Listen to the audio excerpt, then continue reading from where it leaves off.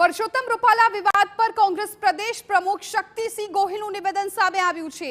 ગુનો કર્યા બાદ માફીના ખોટા નાટક કરે તો સમાજ કે વ્યક્તિ માફ ન કરે, આવું નિવેદન શક્તિસિંહનું આવ્યું છે સામે।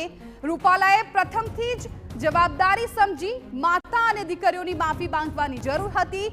રૂપાલાએ ગોંડલમાં અહંકારથી માંગેલી માફી યોગ્ય નહીં।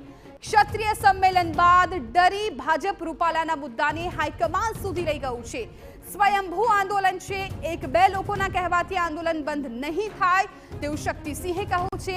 નીચલા સ્તરથી આંદોલન શરૂ થયું છે અને ભાજપ આંદોલનમાં ચૂક કરી ગયું છે તેવું પણ તેમણે કહ્યું। આ સાથે જ કહ્યું કે પાણી વહી ગયા બાદ પાળ બાંધવાથી કોઈ અસર ના થાય। ભાજપે હંમેશા આંદોલનને અહંકારથી તોડવાના પ્રયત્નો કર્યા। આ આંદોલનમાં ભાજપના હથકંડાઓ કામ નહીં કરે।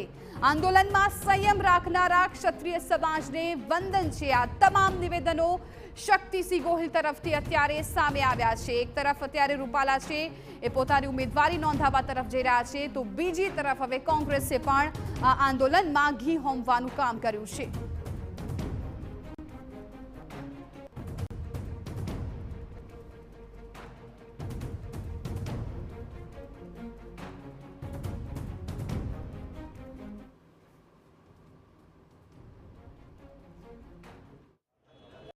કોઈ મુઠ્ઠીભર નેતાઓએ ઊભું કરેલું આંદોલન નથી।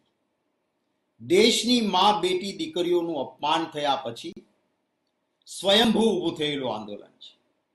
એટલે ભારતીય જનતા પાર્ટી એમ માનતી હોય કે કોઈ ને કોઈ રીતે થોડા લોકો પાસે નિવેદન કરાવી કે સમજાવી લેવાથી સમાજ ભારતીય જનતા પાર્ટીને માફ કરી દેશે।